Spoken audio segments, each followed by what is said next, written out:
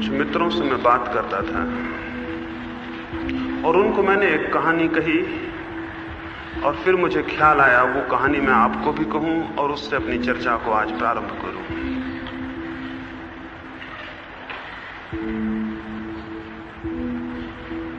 एक छोटे से गांव में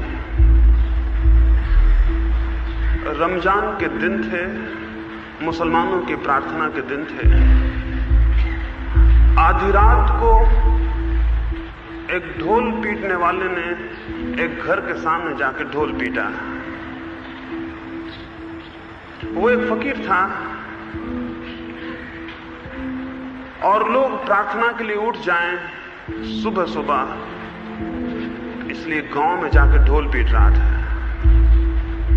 लेकिन ढोल तो सुबह पीटा जाता है, अभी आधी रात थी और उसने एक मकान के सामने जाके आवाज दी और ढोल पीटा। और मकान पूरा अंधकार था, उसमें कोई दिया न जलता था और बाहर कोई रोशनी नहीं आती थी। एक राहगीर ने उससे पूछा कि आधी रात को, अभी तो सुबह नहीं हुई, लोगों को उठाने से क्या प्रयोजन है? और एक ऐसे मकान के सामने जिससे कोई प्रकाश ना निकलता हो, जिसमें कोई दिया ना जलता हो, जिसमें कोई है भी ये भी पता नहीं, उसके सामने आवाज करने का क्या अर्थ है? क्या तुम्हारा मस्तिष्क ठीक नहीं कि आधी रात को लोगों को जगाए दे रहे हो? उस फकीर ने कहा कि अगर आपकी बात पूरी हो गई हो तो मैं आपसे दो शब्द कहूं। एक तो मैं आपको यह कहूं, जिन्हें सुबह उठना है उन्हें आधी रात में जाग जाना चाहिए, और सुबह ही हो जाएगी तो फिर मैं जगाऊंगा, जागने में बहुत समय लग जाता है, सुबह बीत जाएगी, इसलिए आधी रात को उठाने आ गया हूं। और जिस घर के भीतर एक भी दिया नहीं जल रहा है, उस घर के लोग बहुत गहरे सोए होंगे, बहुत देर उनको उठने में लगेगी, इसलिए आधी रात को उस द्वार पर ढोल पीटता हूं। और जो कान न सुन सकते हों और जो आंखें न देख सकती हों और जो लोग सोए हों, अगर हम उन्हें जगाना छोड़ दें और उनके कानों तक आवाजों को पहुंचाना छोड़ दें तो दुनिया का क्या होगा? उसने अद्भुत बात कही, उसने बड़े अर्थ की बात कही। उसने कहा कि आधी रात को जगाने आ गया हूं ताकि वे प्रभात के पहले जग जाएं, और जिस घर में बिल्कुल अंधकार है उस घर पर ज्यादा मेहनत करूंगा, क्योंकि अंधकार का अर्थ है कि लोग बहुत गहरे सोए होंगे और उनकी नींद टूट जानी जरूरी है।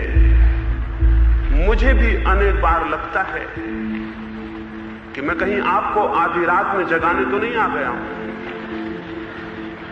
और मुझे भी कई बार लगता है कि कहीं ऐसा तो नहीं है कि आप बहुत गहरे सोए हों और मैं आपको जगाऊं और आपको तकलीफ और पीड़ा हो।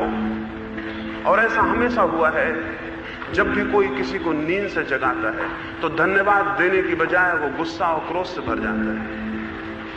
हमने क्राइस्ट को सूली दी कि कुछ लोगों को उन्होंने बेवक्त जगा दिया और सुकरात को जहर दे दिया, क्योंकि सोने वाले पसंद नहीं करते कि उनकी नींद टूट जाए।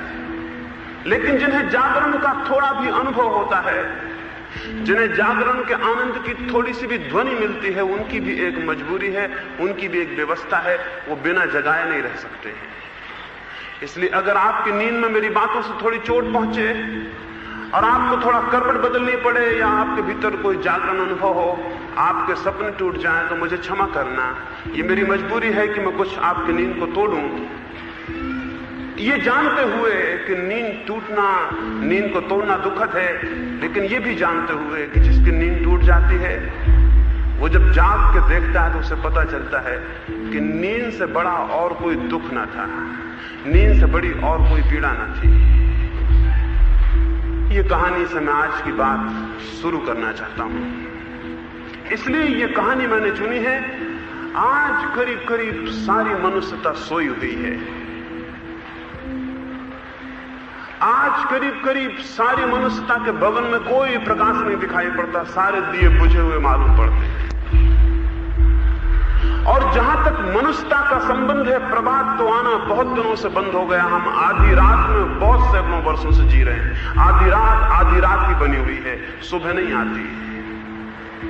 और अब तो इतनी घबराहट हो गई है, इतनी पीड़ा हो गई है और सुबह की आशा भी खोने लगी है, और ऐसा लगता है कि कहीं हमें रात में ही समाप्त ना हो जाना पड़े। इसलिए इस कहानी को चुना। मनुष्यता सोई हुई हो, आधी रात हो और हमारे सब दिए बुझे हों तो क्या करना होगा, और इसके दुष्परिणाम चारों तरफ दिखाई पड़ने शुरू हुए हैं। इसके सबसे बड़े दुष्परिणाम ये हुए हैं कि हर आदमी इतनी पीड़ा और दुख और संताप से भर गया है कि जीना दूभर मालूम होता है, जीना बहुत कष्टप्रद मालूम होता है, जीना एक बोझ और भार मालूम होता है। बुद्ध और महावीर ने तो जीवन को आनंद कहा है। उपनिषद के ऋषियों ने चिल्ला के कहा है कि अमृत और आनंद है ये जीवन। जिन्होंने उस जीवन को जाना है वे तो नाचने लगे हैं, लेकिन हम भी उसी जीवन में खड़े हैं और हमें कुछ दिखाई नहीं पड़ता। हम उन अंधों की भांति हैं जो प्रकाश में खड़े हों और जिनकी आंखें बंद हैं और जिन्हें प्रकाश का कोई अनुभव नहीं मालूम होता। और हम उन लोगों की भांति हैं जिनके चारों तरफ आनंद बरस रहा हो, लेकिन जिनके भीतर कोई रिसेप्टिविटी, कोई ग्राहकता नहीं है, और इसलिए वे आनंद से वंचित रह जाते हैं। ये जो सारी दुनिया में घटित हुआ है, अगर ये स्थिति नहीं तोड़ी जा सकी, अगर ये दुर्भाग्य नहीं पहुंचा जा सका, अगर ये दुर्घटना नहीं मिटाई जा सकी, तो बहुत असंभव नहीं है कि मनुष्य थोड़े दिनों में एक सामूहिक आत्मघात कर ले। एक यूनिवर्सल सुसाइड से हम गुजरने के करीब हैं। ये हो सकता है कि बहुत जल्द हम देखें कि हम सारे लोगों ने इकट्ठा अपने को समाप्त कर लिया है। अगर युद्ध हुआ आने वाला तो हम सब अपने को समाप्त कर लेंगे। चारों तरफ दुनिया में कोशिश है कि युद्ध ना हो, लेकिन मैं आपसे कहूं, अगर मनुष्य का संबंध आनंद से नहीं होता तो युद्ध होगा और सारे लोगों को अपने को समाप्त कर लेने की तैयारी करनी होगी। जो सदी इतनी पीड़ित हो उसका परिणाम सिवाय विनाश के और कुछ भी नहीं हो सकता। जो लोग इतने दुखी हों उनकी आकांक्षा, आंतरिक आकांक्षा मृत्यु के लिए हो जाती है, जीवन के लिए नहीं। दुखी आदमी मरना चाहता है, दुखी सदी भी मरना चाहती है, और वो मरने के उपाय खोजती है अनेक बहानों से। पिछले 50 वर्षों से हम मरने के बहाने खोज रहे हैं। 2 महायुद्ध हमने किए इस आशा में कि हम मर जाएंगे। 10 करोड़ लोग मरे, लेकिन हम फिर भी बाकी रह गए। मनुष्यता बहुत बड़ी है। अब हम एक तैयारी कर रहे हैं कि एक मनुष्य ना बच सके। एक मनुष्य क्या, एक जीवन का कोई भी स्पंदन शेष ना रह सके। लोग सोचते होंगे युद्धों का कारण आर्थिक है, लोग सोचते होंगे युद्धों का कारण राजनीतिक है। युद्धों का कारण न आर्थिक है न राजनीतिक है, युद्धों का कारण आध्यात्मिक है। दुखी जन युद्ध में अपनी राहत खोजते हैं, दुखी जन मरने में अपनी राहत खोजते हैं, दुखी जन किसी भांति मृत्यु की पूजा करने लगते हैं। वो मरने के लिए उत्सुक हो जाते हैं। केवल आनंदित लोग ही युद्ध के विपरीत और शांति के पक्ष में हो सकते हैं। केवल आनंदित लोग ही अंधकार के विपरीत आलोक के पक्ष में हो सकते हैं। अगर दुनिया को और मनुष्य को विनाश से बचाना हो तो एक एक मनुष्य के हृदय में आनंद के संगीत की प्रतिध्वनि पहुंचानी होगी। और मेरे देखने में धर्म मनुष्य के भीतर वैसे अंतर्नाद को, वैसी प्रतिध्वनियों को, वैसे प्रेम को, वैसे संगीत को पैदा करने का उपाय और मार्ग है। धर्म को कोई मैं पूजा नहीं मानता हूं, धर्म को कोई अर्चना नहीं मानता हूं, धर्म का कोई संबंध मंदिरों और मस्जिदों से नहीं है। धर्म का संबंध तो मनुष्य के अंतर हृदय को संगीत में परिणत करने के विज्ञान से है। धर्म का मूल संबंध मनुष्य के हृदय को आनंद के स्पंदनों में उत्तेजित करने से, आरोहण करने से है। मनुष्य के भीतर बड़ी प्रसुप्त संभावनाएं हैं, बड़े बीज हैं जो विकसित हो जाएं तो आनंद में फलित हो जाते हैं। मनुष्य के भीतर बड़ी बड़ी संभावनाएं हैं जो अगर पूर्ण हो जाएं तो परमात्मा कहीं खोजना नहीं होता, वो मनुष्य के भीतर, मनुष्य की कली से ही फूल की तरह प्रकट हो जाता है।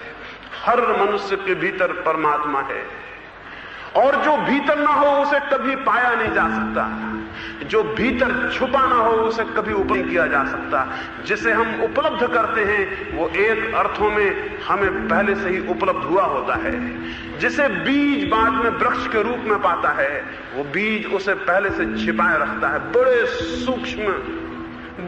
सूक्ष्म सत्ता में वो जो वृक्ष है वो बीज में छिपा होता है। बुद्ध और महावीर, कृष्ण और क्राइस्ट अगर वृक्ष हैं तो ये सारी मनुष्यता छोटे छोटे बीज हैं, और इन बीजों में वो पूरी संभावनाएं हैं जो उनमें प्रकट हुई।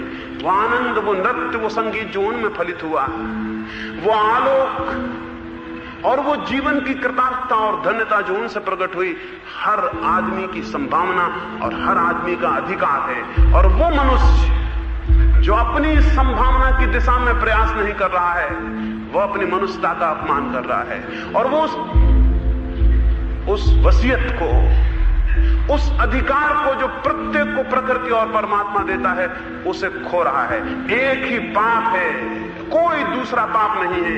एक ही पाप है कि कोई मनुष्य अपने भीतर जो दिव्यता तक उठने की संभावना थी, उसके विपरीत चला जाए। एक ही पाप है कि मनुष्य के भीतर जो बीज वृक्ष हो सकता था, वो वृक्ष ना हो पाए। एक ही पाप है कि मनुष्य जो अपनी आत्यंतिक ऊंचाई को छू सकता था, वो उसे बिना छुए रह जाए। और ये पाप किसी और के प्रति नहीं है, ये पाप प्रत्येक मनुष्य अपने ही प्रति करता है। इस जगत में न पाप कोई दूसरे के प्रति है, न पुण्य किसी दूसरे के प्रति है। इस जगत में जो भी मनुष्य करता है, वो सब अपने साथ करता है। उसका सारा किया हुआ स्वयं के साथ है, और स्वयं के भीतर ही परिवर्तन, स्वयं के भीतर ही विकास, ये स्वयं के भीतर ही पतन का मार्ग खोल देता है। सारे स्वर्ग और नरक, सारे पाप और पुण्य, सारी संभावनाएं और सारी वास्तविकताएं मनुष्य के छोटे से अणु में समाविष्ट हैं। उनको कैसे खोला जा सके, उन्हें कैसे विकसित किया जा सके, उन्हें कैसे परिपूर्णता तक ले जाया जा सके, धर्म उसका विज्ञान है। तो जब मैं धर्म की बात करता हूं, तो वे मंदिर आपकी आंखों में ना आ जाएं जो चारों तरफ खड़े हैं, वे मस्जिदें आपको ना दिखाई पड़ने लगे जो चारों तरफ बनी हुई हैं, और वे घंटियां आपको सुनाई ना पड़े जो कि पत्थरों की मूर्तियों के सामने बजाई जाती हैं। वे सारी बातों से मेरा धर्म का संबंध नहीं है। उस तरह के तथाकथित झूठे नामों ने, उस तरह की दीवारों और उस तरह के मकानों ने, उस तरह की मूर्तियां और उस तरह के शास्त्रों ने मनुष्य को खंडित किया है, संगीत से नहीं भरा। और उस तरह के धर्म के नाम पर बहुत पाप है, उस तरह के धर्म के नाम पर बहुत खून है, उस तरह के धर्म के नाम पर मनुष्य के इतिहास में जितनी बुराई हुई है और किसी चीज से नहीं हुई, उस धर्म की मैं बात नहीं कर रहा हूं। मैं तो उस सनातन, उस शाश्वत धर्म की बात कर रहा हूं जिसका बाहर के जगत से कोई संबंध नहीं होता, जिसका संबंध तो भीतर के जगत से है, और जिसका संबंध तो भीतर मनुष्य के मन को मंदिर में परिणित करने से है, और जिसका संबंध तो मनुष्य के हृदय को ऐसी ग्राहकता, ऐसी सेंसिटिविटी, ऐसी रिसेप्टिविटी, ऐसी ग्रहणशीलता देने से है कि हृदय उन्मुक्त हो जाए और खुल जाए, और जगत में चारों तरफ जो सौंदर्य है, जो सत्य है, वो उसमें प्रतिबिंबित और प्रतिफलित होने लगे। ये कैसे हो सकता है? ये कैसे संभव हो सकता है कि एक मनुष्य दर्पण बन जाए? ये कैसे हो सकता है कि एक मनुष्य इतना ग्राहक बन जाए कि सारे जगत का प्रेम और आनंद उसे अनुभव होने लगे? हम उसी अनुभूति में, उसी अनुपात में अनुभूति करते हैं जिस अनुपात में हमारी ग्राहकता हो जाती है। जिस आदमी के पास आंख नहीं है, उसे प्रकाश का अनुभव नहीं होगा। प्रकाश हो, इससे कोई फर्क नहीं पड़ेगा। प्रकाश का होना काफी नहीं है, आंख भी चाहिए। आंख का क्या अर्थ है? आंख का अर्थ है हमारे पास ऐसा अंग चाहिए जो प्रकाश की संवेदना को पकड़ सके। सारे जगत में संगीत गूंजता हो, लेकिन किसी के पास कान ना हो तो क्या होगा? संगीत काफी नहीं है, कान चाहिए जो उस संगीत को पकड़ सके।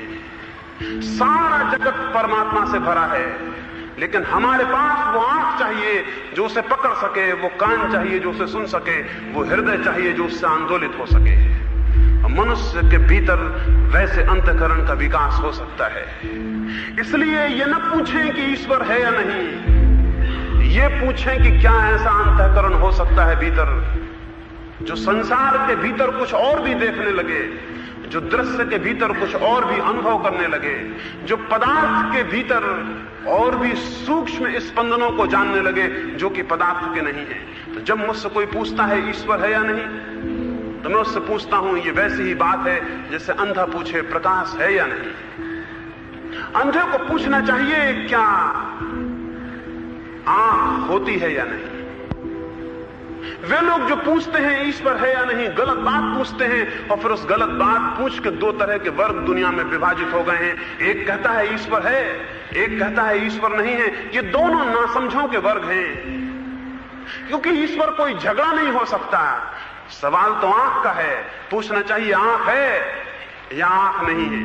आंख नहीं है तो परमात्मा नहीं होगा, और आंख है तो परमात्मा के सिवाय और कुछ भी नहीं रह जाता है। इसलिए विवाद वहां नहीं है, और जो शास्त्र उस पर विवाद करते हैं वो नासमझों ने लिखे होंगे। और जो लोग इस संबंध में विभाजन करते हैं कि हम आस्तिक हैं और नास्तिक हैं, वो अज्ञानियों के वर्ग होंगे। उन्हें कुछ ज्ञान, उन्हें कुछ बोध नहीं है। जिसे बोध है वो ये पूछता नहीं, ये सवाल नहीं है। जिसे बोध है उसे दिखाई पड़ता है, जिसे दिखाई पड़ता है उसमें श्रद्धा उत्पन्न होती है, उसमें ज्ञान उत्पन्न होता है, उसे दिखाई पड़ना शुरू होता है और उसका सारा जीवन परिवर्तित हो जाता है। कैसे वो अंतःकरण, कैसे वो आंख पैदा हो सके, उस संबंध में थोड़ी सी बातें मैं आपसे आज कहना चाहूंगा। अगर मनुष्य को अपने को बदलना है तो कुछ करना होगा। इस जगत में जितने उतार हैं, उन उतारों के लिए कुछ भी नहीं करना होता। उन पर तो कोई लुढ़कता चला जाए तो भी नीचे पहुंच जाएगा। लेकिन जितने चढ़ाव हैं उनके लिए कुछ करना होता है, और बहुत कुछ करना होता है। और सबसे बड़ी बात तो ये करनी होती है कि जितनी ऊंचाइयां छूनी हो, जितनी ऊंचाइयों पर पहुंचना हो, जितने उत्तुंग शिखर पर आरोहण करना हो, उतना ही मनुष्य को अपने भीतर उस ऊंचाई की योग्यता, उस ऊंचाई की पात्रता, उस ऊंचाई पर जीने की क्षमता पैदा करनी होती। अन्यथा ऊंचाई मृत्यु बन जाएगी। जो लोग नीचाइयों में जीने के आदी हैं, वे लोग ऊंचाइयों पर अगर ले जाए जाएं और उनके भीतर पात्रता और क्षमता पैदा न हुई हो, तो ऊंचाइयां उनके लिए मृत्यु हो जाएंगी। जो लोग घने अंधकार में रहने के आदी हों और जिनकी आंखों ने प्रकाश को कभी ना छुआ हो, अगर वे अचानक प्रकाश में ले जाए जाएं तो उनकी आंखें अंधी हो जाएंगी। जिन लोगों ने कभी कोई ध्वनि ना सुनी हो, जिनके कान कभी सक्रिय ना हुए हों, अचानक अगर उन्हें संगीत के जगत में ले जाया जाए, वो पागल हो जाएंगे। ऊंचाइयां छूने के लिए पात्रता और क्षमता विकसित करनी होती है। ऊंचाइयां छूने के लिए नीचाइयों में ही रहते हुए ऊंचाइयों की योग्यता, उन पर जीने की संभावना और क्षमता अर्जित करनी होती है। और जिस मात्रा में क्षमता अर्जित होती जाती है, उसी मात्रा में व्यक्ति ऊपर चढ़ता चला जाता है। ये स्मरण रखें, परमात्मा का या सत्य का या प्रकाश का मार्ग आप जितने पार होते चले जाते हैं, उतनी ही सीढ़ियां अपने आप पार हो जाती हैं। सीढ़ियां पार नहीं करनी होती। जिस मात्रा में ऊंचाइयों में रहने में आप समर्थ हो जाते हैं, प्रकृति के नियम उन ऊंचाइयों पर आपको पहुंचा देते हैं। जिस ऊंचाई पर रहने में आप समर्थ हो जाते हैं, प्रकृति के नियम उस ऊंचाई पर आपको पहुंचा देते हैं। अगर पत्थर का बर्फ जमा हो, अगर पानी का बर्फ जमा हो, अगर बर्फ की शिलाएं जमी हो, तो बर्फ बहता नहीं, बर्फ ठोस है। लेकिन अगर सूरज का उत्ताप पड़े और बर्फ पिघल के पानी हो जाए, तो बर्फ तो नहीं बहता था, लेकिन पानी बहने लगता है। जैसे ही उत्ताप बर्फ को पानी बना देता है, एक नए नियम की शुरुआत हो जाती है, पानी में बहने की क्षमता आ जाती है। और अगर सूरज का उत्ताप पानी को भाप बना दे, तो पानी तो ऊपर नहीं उठता था, लेकिन भाप ऊपर उठनी शुरू हो जाती है। जैसे ही पानी भाप बनता है, भाप ऊपर उठने लगती है, उसकी गति ऊपर की तरफ शुरू हो जाती है। जिस बात की पात्रता पैदा हो जाए, उसी जगत में संचरण शुरू हो जाता है, उसी जगत में प्रवेश शुरू हो जाता है। धर्म की साधना पात्रता की साधना है। ऊंचाइयों पर अपने को ले जाने योग्य पात्रता पैदा करते ही वे ऊंचाइयां तत्क्षण उपलब्ध हो जाती हैं। उन ऊंचाइयों को पाने के लिए कुछ और नहीं करना होता। जो जितना पात्र है उतना उसे उपलब्ध हो जाता है, ये शाश्वत नियम है। और जो जितना पात्र है उसे मांगना नहीं पड़ता, उतनी पूर्ति उसकी भर दी जाती है। तो कैसे हमारे भीतर ये पात्रता उत्पन्न हो सके, उसके कुछ सूत्र आपको मैं समझाना चाहूंगा। 5 सूत्रों की आज मैं बात करना चाहता हूं। पहला सूत्र है, जो पात्रता उपलब्ध करना चाहता है उसे श्रम निष्ठा, उसे आत्मश्रद्धा उत्पन्न करनी होगी। श्रम निष्ठा और आत्मश्रद्धा का अर्थ मैं आपको समझा दूं। कुछ लोग हैं इस जमीन पर जो सोचते हैं कि परमात्मा किसी के प्रसाद से मिल जाएगा। कुछ लोग हैं जो सोचते हैं परमात्मा किसी के आशीर्वाद से मिल जाएगा। कुछ लोग हैं जो सोचते हैं परमात्मा कोई हमें दे देगा।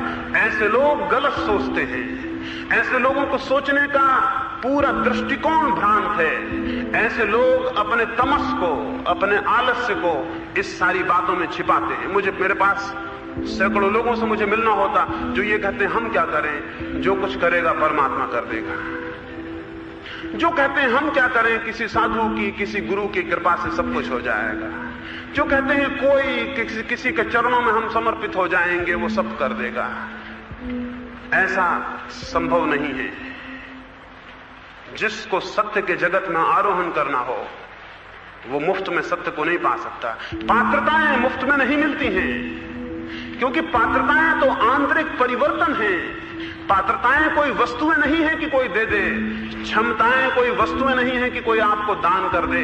क्षमताएं कोई ऐसी चीजें नहीं है कि कहीं से आप चुरा लाएं। सत्य की न चोरी होती है और न सत्य भिक्षा में मिलता है और न सत्य बाजार में खरीदा जा सकता है। उसके लिए तो स्वयं का प्रयास, स्वयं का श्रम और स्वयं पर श्रद्धा रखनी होगी। और बड़ी मजे की बात है, जो लोग स्वयं पर श्रद्धा नहीं कर सकते हैं वे लोग दूसरों पर श्रद्धा करना शुरू कर देते हैं। जो आदमी दूसरों पर श्रद्धा करता है वो किसी न किसी रूप में स्वयं के प्रति अश्रद्धालु है। तो मैं कहता हूं किसी पर श्रद्धा मत करना। एक ही श्रद्धा काफी है कि वो स्वयं पर हो। ये आस्था और ये निष्ठा कि मेरे भीतर भी मनुष्यता है, मेरे भीतर भी मनुष्यता का ही स्पंदन है। मेरे हृदय में भी वही धड़कनें हैं जो बुद्ध के, महावीर के, कृष्ण या क्राइस्ट के हृदय में थी। मेरे प्राणों में भी, मेरे शरीर में भी, मेरे चित्त और मन में भी वही स्पंदन, वही सूर्य, वही प्रकाश, वही पृथ्वी मुझे बनाती है जिसने उन्हें बनाया था। वही खून मेरी रगों में बहता है जो उनकी में बहता था। वही आत्मा बीज रूप में मेरे भीतर है जो उनके भीतर थी। तो जो उनको संभव हुआ वो मेरे भीतर भी संभव हो सकता है। बुद्ध के पिछले जन्म की एक कथा है। बुद्ध के पिछले जन्म की एक कथा है। जब वो बुद्ध नहीं हुए थे उस समय दीपंकर नाम का एक बहुत प्रबुद्ध पुरुष था, बहुत अलौकिक दिव्य ज्योति को उपलब्ध पुरुष था। बुद्ध अपने उस पिछले जन्म में उस दीपंकर बुद्ध के दर्शन करने गए। उस दीपंकर नाम के उस अलौकिक दिव्य पुरुष के दर्शन को गए। बुद्ध ने जाके प्रणाम किया दीपंकर को, उनके चरण छुए। दीपंकर ने भी उल्टे उनको प्रणाम किया और उनके चरण छुए। वो घबरा गए और उन्होंने कहा ये क्या करते हैं आप, मेरा चरण छूना, मेरा प्रणाम करना तो ठीक था, लेकिन आप जैसा भागवत चैतन्य को उपलब्ध व्यक्ति मेरे चरण छुए, ये कैसी मुश्किल कर दिया आपने, ये कितना मुझे दिक्कत में डाल दिया। दीपंकर ने कहा तुम वही देख रहे हो जो तुम हो, मैं वो भी देखता हूं जो तुम हो सकोगे, जो तुम हो सकते हो। मेरे प्रणाम उसके लिए हैं जो कल हो जाएगा। और हर आदमी इस अर्थ में प्रणाम योग्य हो गया, क्योंकि हर आदमी के भीतर वो देखा जा सकता है जो वो हो सकता है। अपने भीतर उस संभावना को स्मरण करने से आत्मश्रद्धा उत्पन्न होती है। अपने भीतर उस आत्यंतिक ऊंचाई के विचार करने से स्वयं पर विश्वास उत्पन्न होता है। और जिस मनुष्य में दूसरों पर आस्था करने की प्रवृत्ति पैदा कर दी जाए, जिस मनुष्य में दूसरों के चरणों में गिरने की प्रवृत्ति पैदा कर दी जाए, जिस मनुष्य को यह विश्वास दिलाया जाए कि दूसरे तुम्हारे लिए कुछ कर सकेंगे, वो मनुष्य आत्महीन हो जाता है, वो मनुष्य क्रमशः नीचे गिरता जाता है। मैं किसी के प्रति समर्पण को नहीं कहता हूं, आत्मसमर्पण पर्याप्त है। स्वयं की शरण पकड़ लेना पर्याप्त है, किसी और के चरण पकड़ने की कोई आवश्यकता नहीं है। और जब भी कोई मनुष्य किसी दूसरे के चरण पकड़ता है तभी वो अपना अपमान कर रहा है और अपने भीतर बैठे परमात्मा का भी। इसलिए कोई किसी के चरण ना पकड़े, स्वयं की शरण पर्याप्त है, आत्मशरण हो जाना पर्याप्त है। इसे मैं आत्मनिष्ठा और आत्मश्रद्धा कहता हूं। और जिससे आत्मनिष्ठा और आत्मश्रद्धा उत्पन्न होगी वही व्यक्ति श्रम में संलग्न होगा, अन्यथा भीख मांगने की आदत हो जाएगी। श्रम में कौन संलग्न होगा? और सत्य श्रम से ही मिलेगा।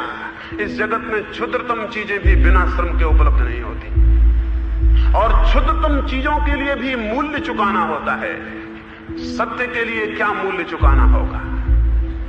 सत्य के लिए सिवाय जीवन के मूल्य के और कोई मार्ग नहीं है, और सब चीजें छोटी पड़ जाती हैं, और कोई चीज सत्य का मूल्य नहीं हो सकती। श्रम और आत्यंतिक श्रम और उस सीमा तक मूल्य चुकाने का साहस कि अगर मुझे जीवन भी खोना पड़े तो मैं खो दूंगा। सुकरात जब मरने लगा और जब उसे जहर दिया जाने को था, तो उसके मित्रों ने कहा कि तुम ये कह दो कि तुम जो कहते थे वो सत्य नहीं है, तो तुम्हारा जीवन बच जाए। सुकरात ने कहा, सत्य को खोकर जीवन बचाना बड़ी चीज खोकर छोटी चीज बचाना हो जाएगा। सुकरात ने कहा, सत्य को खोकर जीवन बचाना बड़ी चीज खोकर छोटी चीज बचाना हो जाएगा। और ये जीवन तो आज नहीं कल छिनने वाला है। जो छिनने वाला है उसे बचा के उसे खो देना जो कभी नहीं छिनेगा, नासमझी हो जाएगी। तो सुकरात ने कहा, मेरे मित्रों, अगर तुम मुझे प्रेम करते हो तो मुझे सत्य को बचाने दो और जीवन को जाने दो। जिसे थोड़ी अंतर्दृष्टि है उसे जानना चाहिए कि जीवन से भी मूल्यवान कुछ और भी है। जिनके लिए जीवन ही अंतिम मूल्य है वे लोग सांसारिक हैं, और जिनकी दृष्टि में जीवन से भी मूल्यवान कुछ है वे लोग धार्मिक हैं। जिनके लिए जीवन सब कुछ है वे लोग सांसारिक हैं, और जिनके लिए जीवन से भी ज्यादा मूल्यवान कुछ है वे लोग धार्मिक हैं। ऐसे लोग धार्मिक हैं जिनके पास एक ऐसा बिंदु भी है जिसके लिए वे जीवन को भी खो सकते हैं। 5 सूफी फकीर हुए, उन 5 सूफी फकीरों को फांसी दी जाती थी। वे 5 लाइन से बिठाए गए थे और जल्लाद एक एक को काट देगा। और लाखों लोग उन्हें देखने इकट्ठे हुए थे। नूरी नाम का फकीर था, वो आगे बैठा था। जल्लाद ने अपनी तलवार उठाई, उसने कहा कि फकीर नूरी उठो और खड़े हो जाओ।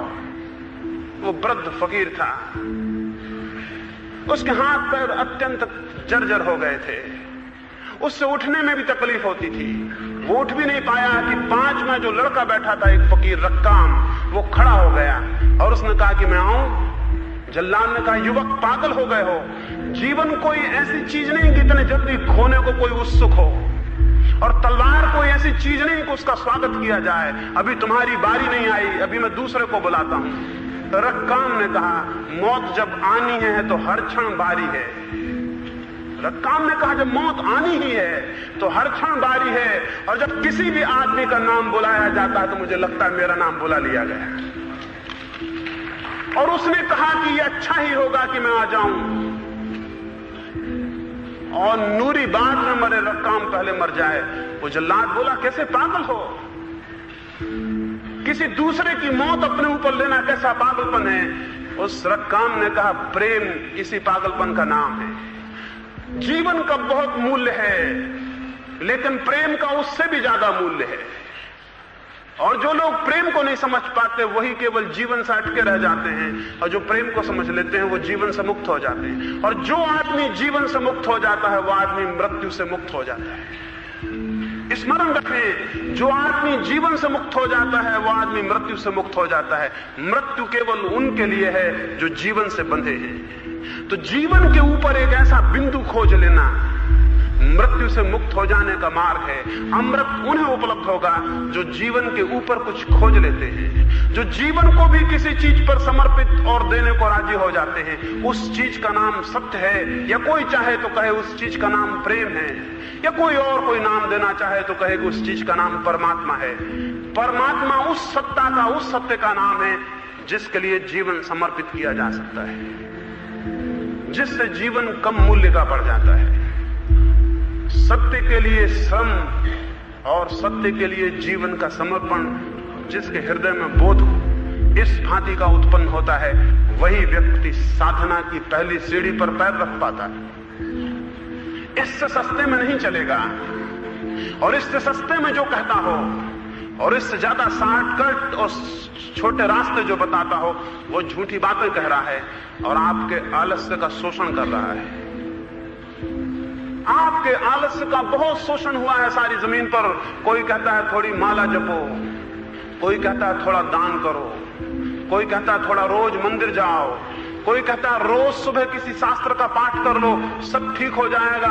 कोई कहता है इतना भी करने की जरूरत नहीं, भगवान का नाम रटते रहो, वो सब ठीक हो जाएगा। ये बिल्कुल झूठी बातें हैं।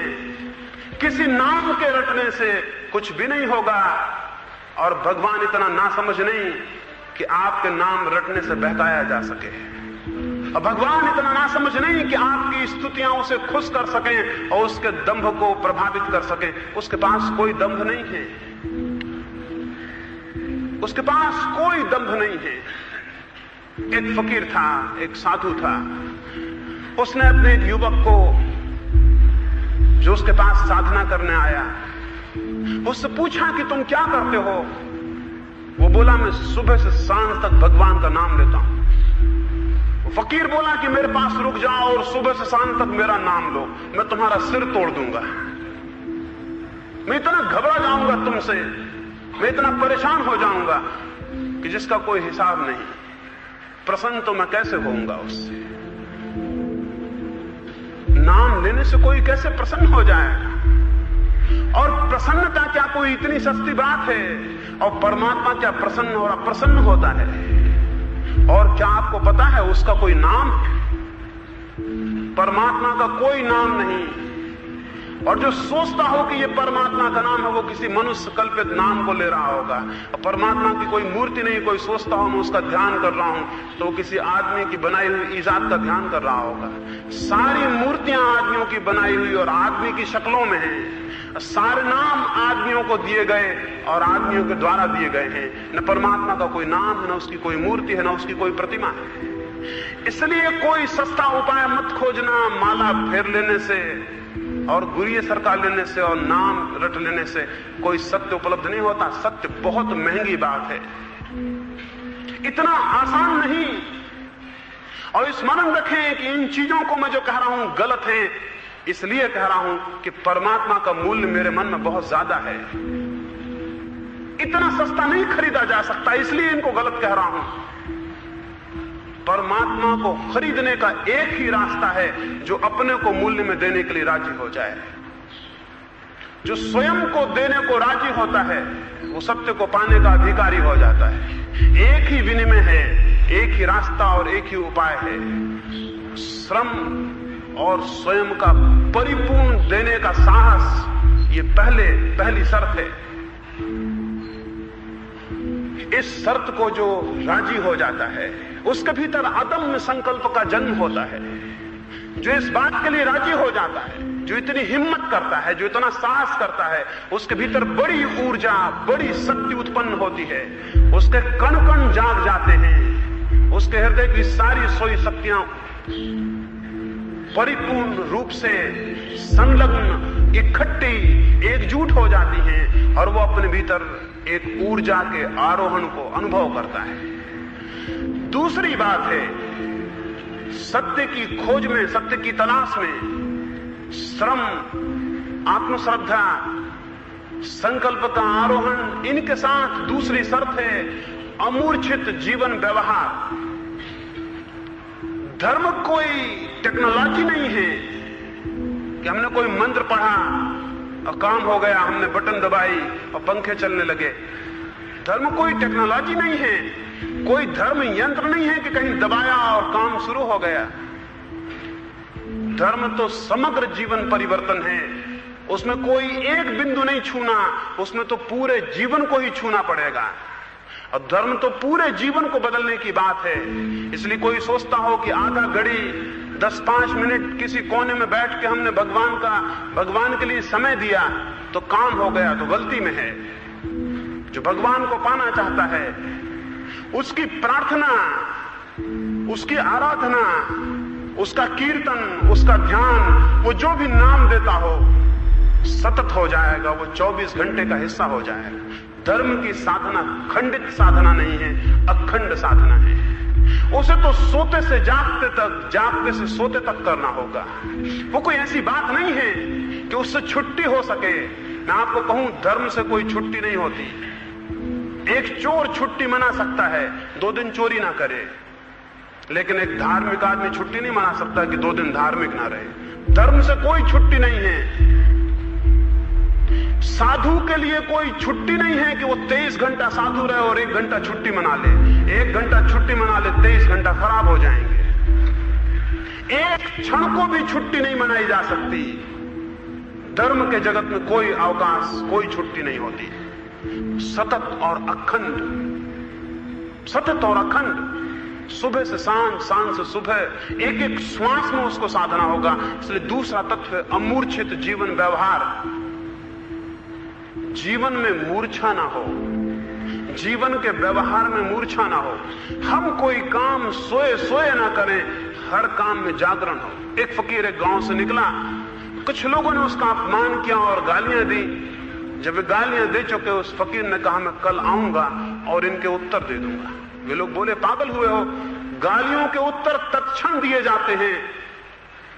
वो आदमी बोला ऐसी हमारी आदत नहीं, जब तक कुछ बात को ठीक से सोच ना ले, समझ ना ले, तब तक उत्तर नहीं देते। 24 घंटे बाद आऊंगा और उत्तर दूंगा। और क्या आपको पता है कोई 24 घंटे बाद गालियों का उत्तर दे सकता है? ऐसा समर्थ आदमी आज तक नहीं हुआ जो 24 घंटे बाद गालियों का उत्तर दे सके। 24 घंटे में वो इतना सजग हो जाएगा कि उसके भीतर से गालियां निकलनी मुश्किल है। लेकिन जो सजगता को और गहरा करते हैं, उन्हें उसी क्षण भी गालियां निकलनी असंभव हो जाती है। जितनी सजगता गहरी होती है, जितना होश जागृत होता है, जितना विवेक प्रतिष्ठित होता है, उतना ही उनके जीवन से जो गलत है वो होना असंभव हो जाता है। होश को क्रमशः अपने प्रत्येक जीवन व्यवहार में विकसित करने की जरूरत है। एक दिन एक आदमी बुद्ध से मिलने आया, वो बैठा था उनके सामने और पैर का अंगूठा हिलाता था। उस आदमी ने पूछा कि मैं पूछने आया हूं सत्य क्या है? बुद्ध ने कहा इसे बाद में पूछेंगे, क्या मैं ये पूछूं कि तुम्हारा पैर का अंगूठा क्यों हिलता है?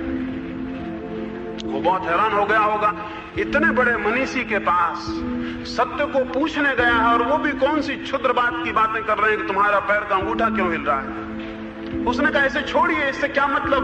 बुद्ध ने कहा इससे बहुत मतलब है। जिसे अपने अंगूठे हिलने के भी कारण का पता नहीं, वो सत्य की खोज कैसे करेगा?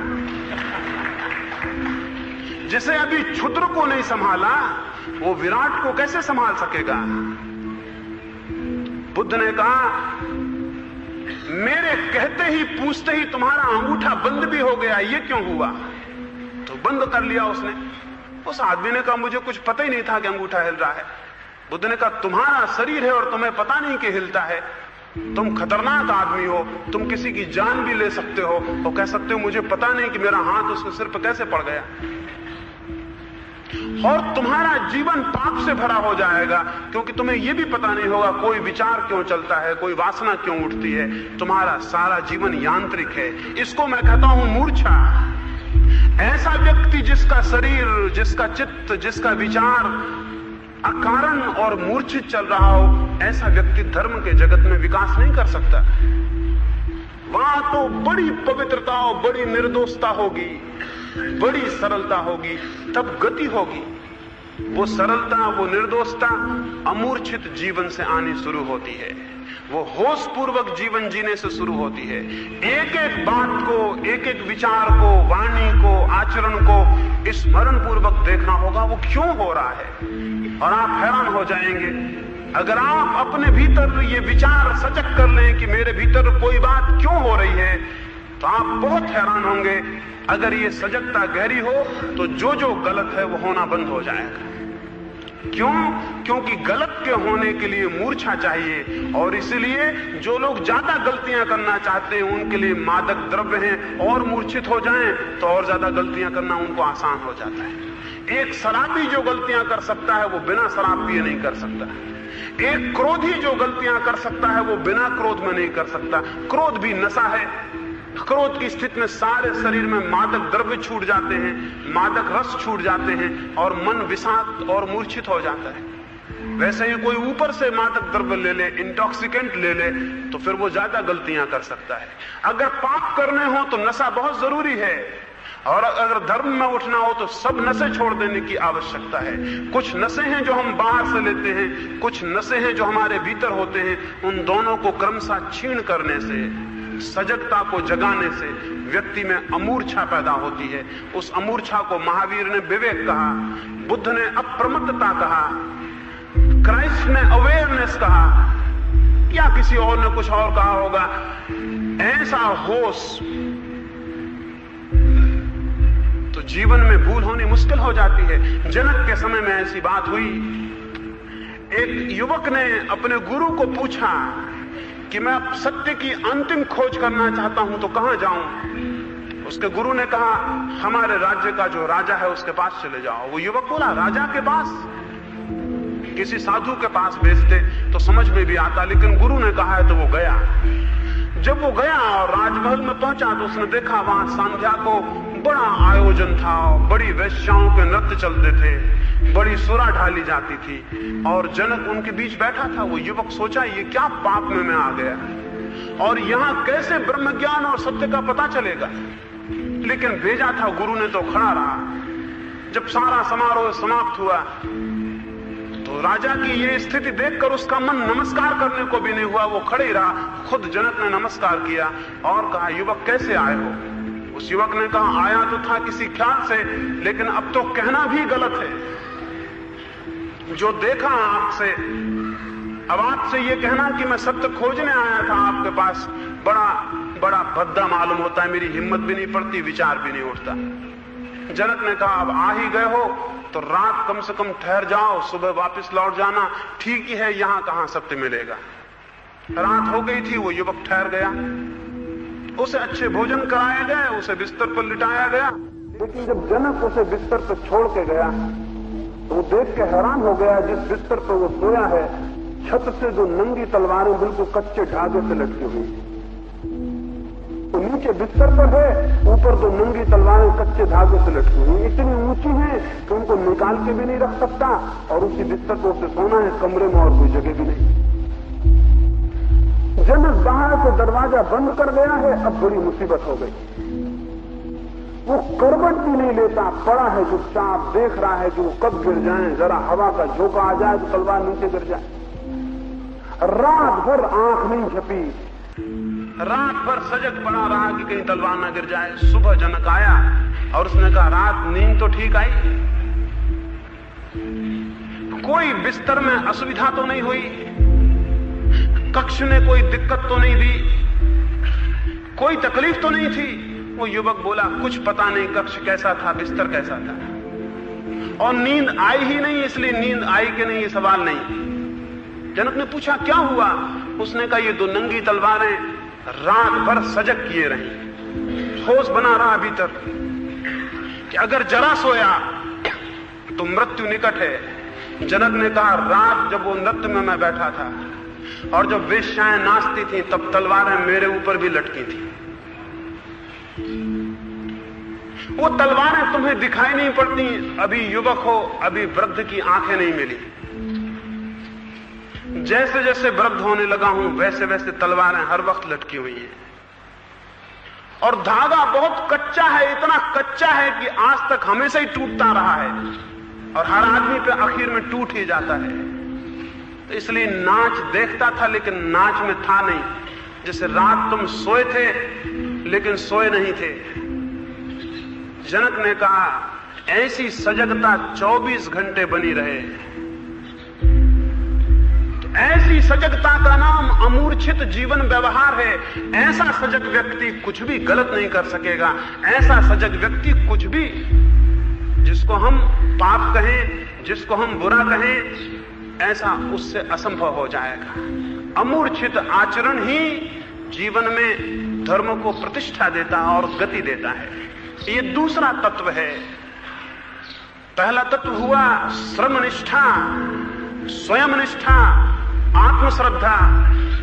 दूसरा तत्व हुआ अमूर्छित जीवन आचरण, सजगता, अप्रमत्तता, विवेक।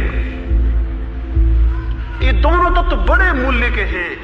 इन दोनों का संयुक्त प्रयोग हो तो जीवन का परिवर्तन सुनिश्चित है। तीसरा तत्व है सतत श्वास श्वास में सत्यम शिवम सुंदरम की ओर उन्मुखता। हमारी जिस तरफ दिशा होती चित्त की, क्रमशः हमारा चित्त उसी दिशा में गति कर जाता है। जिस बात को हम निरंतर निरंतर विचारते हैं, जिस बात की निरंतर ऊहा चलती है, जिस बात का निरंतर प्राणों पर आघात होता है, उस तरफ हमारी दिशा हो जाती है, हम उस तरफ प्रवाहित होने लगते हैं। अगर दृष्टि सत्य पर, शिव पर और सुंदर पर बनी रहे, अगर 24 घंटे इसका स्मरण हो कि कुछ भी असत्य, कुछ भी असुंदर, कुछ भी अशिव हमसे न हो, इसका बोध रहे, तो जीवन के परिवर्तन में भूमिका निर्मित होने लगती है। हमारी आंख फिर जाती है। सूरज तो बहुत दूर है और सूरज पर अभी पहुंच जाना संभव नहीं, लेकिन हम सूरज के साथ दो काम कर सकते हैं। एक काम तो है कि सूरज की तरफ आंखें करके खड़े हों, और एक काम है कि पीठ करके खड़े हो जाएं। दोनों स्थितियों में सूरज उतने ही दूर रहेगा अगर हम नापें, अगर हम भूगोल के विज्ञाता से पूछें, अगर हम वैज्ञानिक से पूछें, गणितज्ञ से पूछें, तो वो कहेगा सूरज की तरफ पीठ करो या मुंह करो, सूरज की दूरी आपसे बराबर एक सी रहेगी, कोई फर्क नहीं है। विज्ञान की दृष्टि में कोई फर्क नहीं है, धर्म की दृष्टि में फर्क है, फासला बहुत ज्यादा है। जो आदमी पीठ किए है वो सूरज से बहुत ज्यादा दूर है, और जो आदमी उसी जगह पे खड़ा हुआ सूरज की तरफ मुंह किए है वो सूरज के बहुत करीब है। गणित के हिसाब से कोई फासला नहीं, धर्म के लिहाज से बहुत फासला है, क्योंकि जो पीठ किए है वो आज नहीं कल दूर होता चला जाएगा, और जो मुंह किए है वो आज नहीं कल पास होता चला जाएगा। असल में उन्मुख हो जाना ही निकट हो जाना है। अगर पूरी उन्मुखता हो तो निकटता फलित हो जाती है। जिस तरफ आंखें उठ जाएं उस तरफ गति शुरू हो जाती है। और जो फूलों का स्मरण करता है, जाने अनजाने सुवास और सुगंध उसके जीवन में व्याप्त होने लगती है। हम जिस बात का चिंतन करते हैं, जिस बात का मनन करते हैं, जिस बात पर हमारी दृष्टि लगी रहती है, जिसका हमें ध्यान बना रहता है, क्रमशः हमारे जीवन को वो परिवर्तन, वो ऊर्ध्वीकरण, वो विकास, वो आरोहण देने लगता है। जो जैसा अनुभव करता रहता है 24 घंटे, वैसा ही एक दिन बन जाता है। इसलिए कोई पाप का स्मरण ना करे, पाप का स्मरण घातक है। कोई हीनता का स्मरण ना करे, हीनता का स्मरण घातक है। कोई नीचाइयों का चिंतन ना करे, वैसा चिंतन बहुत जीवन को नीचे ले जाने, उतारने और पतन करने में सहयोगी है। जो उदात्त है, जो श्रेष्ठ है, जो सूर्य की तरफ भास्वर है, जो दूर आलोक को दे रहा है, उस पर दृष्टि बनी रहे, सत्य पर, शिव पर, सुंदर पर दृष्टि बनी रहे, तो जीवन में क्रमशः उनके प्रति ग्रहणशीलता पैदा होती और गति उपलब्ध होती है। चौथा तत्व है सोते जागते उठते बैठते, जैसा मैंने कहा सत्य शिव सुंदर का स्मरण बना रहे। वे दूर हैं, लक्ष्य हैं, उन्हें पाना है, उन तक पहुंचना है। वैसे ही दूसरा सूत्र है, चौथा सूत्र, सतचित आनंद का बोध बना रहे। मैं सतचित आनंद का हिस्सा हूं, मैं सच्चिदानंद हूं, इसका बोध बना रहे। एक है लक्ष्य, वो दूर है, उसे पाना है। एक है भाव, उसे निरंतर धीरे धीरे पिरोना है और अपने भीतर प्रवेश देना है।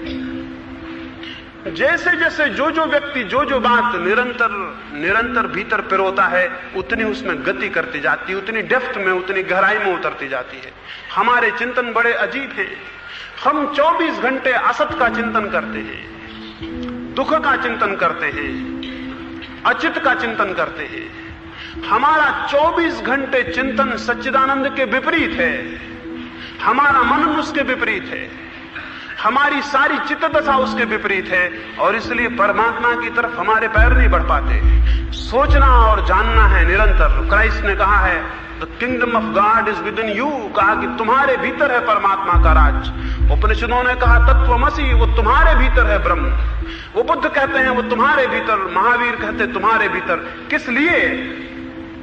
इसलिए कि अगर ये बोध, अगर ये ख्याल अगर ये भाव दशा अनुभव में प्रविष्ट हो जाए, अगर कोई व्यक्ति चलते और उठते अनुभव करने लगे, अगर उसे ये ख्याल रहने लगे, जब वो चले तो जाने की परमात्मा चल रहा है, जब वो बोले तो जाने की परमात्मा बोल रहा है, जब वो कोई कार्य करे तो जाने की परमात्मा कर रहा है, तो क्या होगा? तो क्रांति घटित हो जाएगी। तब वो ऐसी बात नहीं बोल सकेगा जो कि परमात्मा के लिए नहीं बोलनी चाहिए। तब उससे ऐसे काम बंद होने लगेंगे जो कि परमात्मा से नहीं होने चाहिए। मैंने सुना है, एक चोर था एक नगर में, बड़ा चोर था, बड़ी उसकी ख्याति थी चोरी में। वो एक दफा एक साधु के दर्शन को गया। उसने देखा साधु के पास लोग बहुत रुपए भेंट कर जाते हैं। सांझ तक देखता रहा बैठकर, अनेक लोग आए, अनेक बहुमूल्य चीजें भेंट कर गए। उसने सोचा ये बड़ा पागलपन है, हम चोरी करते हैं, रात दिन श्रम करते हैं, ऐसा श्रम करते हैं जिसको कोई आदर नहीं देता, खतरा हमेशा पकड़े जाने का, इससे तो साधु बन जाना बेहतर है। यहां लोग धन लाते हैं, वहां हमें लेने जाना पड़ता। लोग भी कैसे पागल हैं, हम लेने जाते हैं तो उपद्रव करते हैं, यहां खुद ही दे जाते हैं। उसने कहा धनी चाहना है तो चोर से साधु बन जाना बेहतर है। उसने साधु के सारे ढंग देखे, उसने सब देख लिया 2-4 दिन में हिसाब की साधु के ढंग क्या है, कैसे वस्त्र पहनता, कैसी धुनी लगाता, कैसा क्या करता है, वो सब उसने देखा और वो वहां से राजधानी चला गया। उसने कहा छोटे गांव में क्या बैठना, जब साधु ही बनना है तो राजधानी में बन जाएंगे। इसलिए इस वक्त भी हमारे मुल्क के सारे साधुओं का रुख राजधानी की तरफ, सारे साधु राजधानी की तरफ जाते। छोटे गांव में क्या साधु बनना, उसने सोचा। वो राजधानी में जाके बैठ गया और वो तो सब देख के आया था, उतना अच्छा साधु भी नहीं कर सकता, उसने सब सीख के आया था। उसका काम तो बहुत ही व्यवस्थित था, उसमें तो भूल चूक खोजनी कठिन थी, सब गणित से हिसाब लगाया था। होशियार तो आदमी था ही, चोरी में निष्णात था, साधुता में भी निष्णात हो गया। लोग बड़े बड़े लोग आने लगे, अद्भुत था। उसने देख लिया साधु रुपया आता है लात मार देता है, साधु लात ही मारता था, वो उठा के आग में डालने लगा। लोगों ने कहा अद्भुत त्यागी है, पैसे की तरफ आंख फेर लेता था। जितनी आंख फेरने लगा उतना रुपया आने लगा, जितना लात मारने लगा उतना धन संपत्ति दौड़ने लगे, जितना लोगों से कहने लगा मेरे पैर मत छुओ उतने लोग पैरों पर गिरने पड़े। सारी राजधानी चकित तो साधु की प्रतिष्ठा बनने लगी। पहले ही दिन जब उसकी प्रतिष्ठा का पूरा प्रभाव फैला और हजारों लाखों रुपए उसके चरणों में चढ़े, रात वो सोचने लगा इन्हें लेके भाग जाऊं, लेकिन उसे ख्याल आया एक नकली साधु को इतना मिलता है तो असली को कितना मिलता होगा। दूसरे दिन सुबह उसने सच में ही रुपए आग में डाल दिए। दूसरे दिन सुबह उसने सच में ही रुपए आग में डाल दिए। नकली ही सब किया था, लेकिन ख्याल ये आया कि नकली को इतना मिल सकता है तो असली को कितना मिलता होगा। एक दिशा में झूठा ही उन्मुख हुआ था, पवित्रता की दिशा में झूठा ही उन्मुख हुआ था, लेकिन आंख उस तरफ गई तो पवित्रता ने पकड़ लिया। साधुता पर भाव गया तो साधुता ने पकड़ लिया। असाधुता बड़ी कमजोर है, पाप बहुत कमजोर है, असत्य बहुत कमजोर है। आंख भर चली जाए सत्य की तरफ, प्रभु की तरफ, तो पकड़ लेता। बड़ा ग्रेविटेशन है वहां, ग्रेविटेशन का, गुरुत्वाकर्षण का सबसे बड़ा केंद्र है वहां। एक दफा आंख भी चली जाए तो 24 घंटे जिसे परमात्मा को साधना है, उसे अनुभव करना चाहिए मैं सत्य का अंश हूं, उसे अनुभव करना चाहिए मैं परम चैतन्य का हिस्सा हूं, उसे अनुभव करना चाहिए मैं परम आनंद में प्रतिष्ठित हूं। इस भांति उसकी धारा प्रवाहित होगी, धीरे धीरे परिवर्तन के झोंके आने शुरू होंगे, धीरे धीरे उसकी आंख मुड़ेगी। और एक जन्म में नहीं, अगर अनेक जन्मों में भी आंख मुड़ जाए तब भी जल्दी मुड़ गई ऐसा समझना। ये 4 सूत्र साधने के हैं और 5वां सूत्र प्रतीक्षा करने का है। धर्म के जगत में अधैर्य नहीं चलता, जो लोग अधैर्य से काम करेंगे वे कभी प्रभु को नहीं पा सकते। वहां तो अनंत धैर्य चाहिए।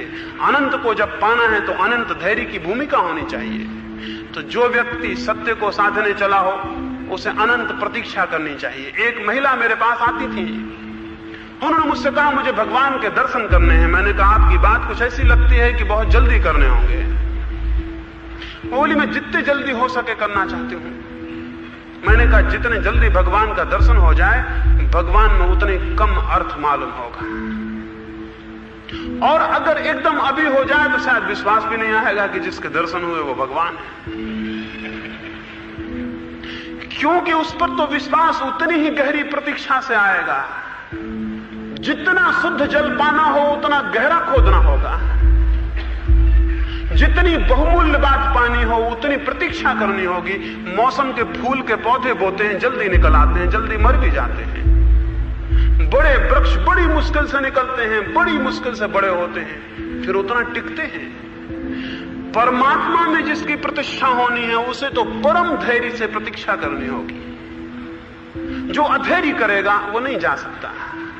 तो मैंने उन महिला को कहा इतने अधैर्य से मत पूछो, प्रयास करो और प्रतीक्षा करो। उन्होंने 2-4 दिन मैंने जो कहा किया। वो तीसरे दिन मेरे पास आई, बोले अभी तक कोई दर्शन नहीं हुआ, अभी कुछ दिखाई नहीं पड़ता। मैंने उनसे कहा बहुत मुश्किल है, आपको कुछ भी होना मुश्किल है। इतने अधैर्य से जो झपटना चाहता है वो नहीं पा सकेगा। परमात्मा को झपटा नहीं जा सकता, केवल ग्रहणशीलता भर होती है। जैसे सुबह सूरज निकलता है तो हम अपने द्वार खोल देते हैं, सूरज को खींच के कैसे भीतर लाएंगे? द्वार खोल सकते हैं, जब सूरज निकलेगा तो प्रकाश भीतर आएगा। परमात्मा का आना प्रकाश की भांति है और हमारी साधना द्वार खोलने की भांति है। उसे खींच के गठरियों में बांध के लाया नहीं जा सकता कि हम बाहर जाएं और प्रकाश को गठरियों में बांधें और भीतर ले आएं। ऐसा कोई रास्ता नहीं है। तो जो चाहता है कि तीव्रता से हो जाए, अभी हो जाए, इसी क्षण हो जाए, वो परमात्मा को समझ नहीं रहा। केवल द्वार खोला जा सकता है। और द्वार खोलने का क्या अर्थ है? जितनी गहरी प्रतीक्षा उतना द्वार खुला हुआ, जितना अधैर्य उतना द्वार बंद, जितना धैर्य उतना द्वार खुला। अगर अनंत धैर्य हो तो पूरा मकान द्वार हो जाता है, दीवारें सब गिर जाती है और तब प्रकाश ही प्रकाश हो जाता है। एक छोटी सी कहानी और अपनी चर्चा को पूरा कर दूंगा। एक बहुत पुराने समय में एक बड़ी झूठी कहानी है। नारद एक गांव से निकले, एक फकीर था, वो वहां माला जपता था, वृद्ध था, 100 वर्ष उसकी उम्र थी। उसने नारद को कहा कि मैं सुनता हूं तुम निरंतर भगवान से साक्षात्कार के लिए जाते हो, जरा उनसे पूछना कि मेरी मुक्ति में कितनी देर और है। नारद ने कहा जरूर पूछ लूंगा, जब इतनी उत्सुकता है मुक्ति के लिए तो जरूर पूछ लूंगा। उन्होंने भगवान से पूछा या नहीं, लेकिन लौटे तो उन्होंने उस फकीर को कहा कि मैंने पूछा था। वे बोले कि अभी 3 जन्म और लग जाएंगे। उस फकीर ने माला नीचे पटक दी। उसने कहा कि क्या अन्याय हो रहा है, इतने दिन से हम प्रार्थना और पूजा कर रहे हैं और अभी 3 जन्म और लग जाएंगे और मुझसे पीछे जो आए वो आगे निकल गए। ये निपट अन्याय है मेरे ऊपर। नारद ने कहा बड़ी मुश्किल, हम क्या करें, क्योंकि जो मुक्ति को इतने जोर से मांग रहा है वो मुक्ति से ही बंध जाता है, मुक्ति ही उसका बंधन हो जाती है। वो मुक्त कैसे होगा? क्योंकि इतने जोर से मांगना ही तो बंधन है, ना मांगना मुक्ति है। चेष्टा हो और मांग ना हो तो परमात्मा इसी क्षण उपलब्ध है। श्रम हो और आकांक्षा ना हो तो परमात्मा इसी क्षण उपलब्ध है। और नारद ने कहा एक घटना आप ही जैसी और घटी है। जब मैं आपके पास से गया था तो पास में ही एक युवा सन्यासी था, वो नाच रहा था वीणा को लेकर। उसी दिन दीक्षित हुआ था। मैंने उससे पूछा तुम्हें भी पूछना है परमात्मा से कि कितनी देर लगेगी? वो कुछ बोला नहीं, हंसने लगा। मेरे प्रश्न पर हंसने लगा, कुछ बोला नहीं। लेकिन मैंने उसके लिए भी पूछा और जब मैं लौट के उसके पास गया और मैंने कहा मित्र बड़ी मुश्किल है, मैं डर गया क्योंकि जब आप 3 जन्म में माला नीचे पटक दिए तो वो क्या करेगा पता नहीं, क्योंकि परमात्मा ने जो कहा वो बहुत लंबी बात थी। वो युवक बोला, क्या बोले वो? तो मैंने उससे कहा, तुम जिस वृक्ष के नीचे नाचते हो उसमें जितने पत्ते हैं, भगवान ने कहा उतने ही जन्म और लग जाएंगे अभी मुक्ति में। वो युवक वापस नाचने लगा और उसने कहा, तब तो पा ही लिया, जमीन पे कितने पत्ते हैं, इतने थोड़े से पत्ते, तब तो पा ही लिया। इतने ही जन्म, तब तो पा लिया, जमीन पर कितने पत्ते हैं और कितने अनंत जन्म हो सकते हैं। और वीणा उसकी वहीं गिर गई और वो उसी क्षण मुक्ति को उपलब्ध हो गया। उसी क्षण ये भाव दशा, ये अनंत प्रतीक्षा का बोध उसी क्षण साधना को परिपूर्णता पर पहुंचा देता है। तो मैंने 4 सूत्र कहे साधने की दृष्टि से, एक सूत्र कहा भूमिका की दृष्टि से। अगर इन 5 सूत्रों पर जीवन निर्धारित हो, अगर इन 5 सूत्रों पर जीवन को निर्मित किया जाए, तो कोई भी वजह नहीं है कि कोई भी मनुष्य आनंद को, परम सत्य को, अमृत को जानने से वंचित रहे। सबका अधिकार है, सबको मिल सकता है, लेकिन जो अपने अधिकार के लिए चेष्टा नहीं करेंगे वे अपने अभाग्य के स्वयं ही जिम्मेवार हैं, कोई दूसरा नहीं। मेरी इन बातों को इतने प्रेम से सुना है, उसके लिए बहुत बहुत अनुग्रहित हूं। और अंत में सबके भीतर बैठे हुए परमात्मा को प्रणाम करता हूं। मेरे प्रणाम स्वीकार करें।